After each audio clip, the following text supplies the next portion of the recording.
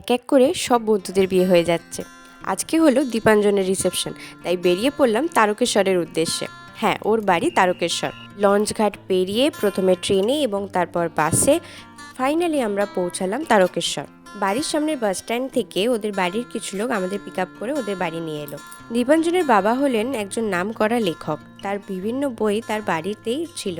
তো আমরা গিয়ে সেগুলো একটুখানি ঘাটাঘাটি করলাম। সন্ধেবেলা ফ্রেশ হয়ে আমরা বেরোলাম একটু বাইরে বেরিয়ে দেখলাম রান্নার জায়গাটা। সে তো এলাহি আয়োজন, অবশ্যই 1600 লোকের রান্না বলে কথা।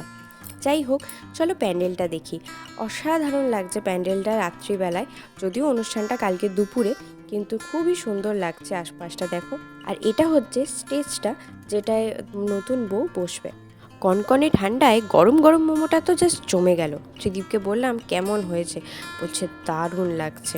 জায়গাটা কিন্তু পুরোপুরি গ্রাম, কিন্তু ভেতরেও যে এত সুন্দর করে সাজানো যায় এটা না দেখলে বিশ্বাস করা যেত না। তো এই হচ্ছে আমাদের নিউলি ম্যারিড বর। তো কেমন লাগছে তোমার নতুন নতুন বিয়ে করে, কীরকম ফিলিং হচ্ছে? নতুন বউ এসছে ঘরে, তাকে দেখতে ভীষণ মিষ্টি লাগছে। আর তুমি এখন এই রিসেপশনের সমস্ত জিনিসপত্র নিয়ে ভীষণ ব্যস্ত।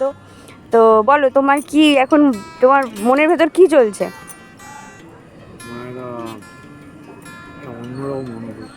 অন্যরকম অনুভূতি মানে মাথার ওপর কি অনেক বেশি দায়িত্বের একটা ভার চলে এসছে? দায়িত্ব তো ছিলই, একটা লোকের জন্য খুব বেশি দায়িত্ব নয়, সেটাকে অন্য কাউকে মনে না করলেই হলো।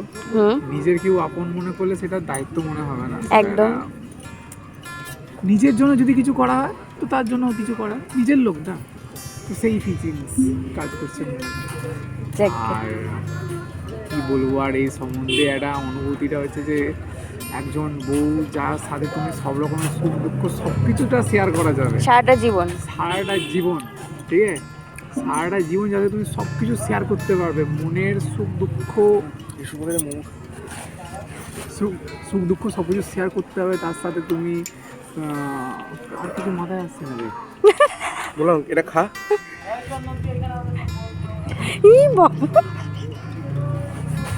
রাতে ভাত ডাল আর সাদা আলুর পোস্তটা জাস্ট অসাধারণ ছিল।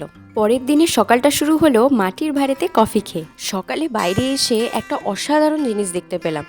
বাড়ির কানায় কানায় সুন্দর সুন্দর করে ডিজাইন হচ্ছে, আঁকা হচ্ছে। একজন দাদা, ওদেরই পরিচিত, সে এই পুরো ডিজাইনটা করছে। কি অসাধারণ লাগছে দেখুন।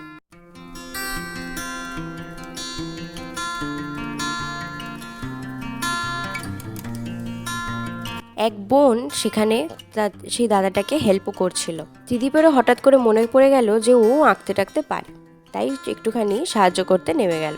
আমি বেরোলাম একটা ভাইয়ের সাথে একটু বাজারে নতুন বউয়ের জন্য ফুল কিনতে। সকালবেলা গ্রামের রাস্তাটা এত সুন্দর লাগছে আপনাকে ঠিক বলে বোঝাতে পারবো না।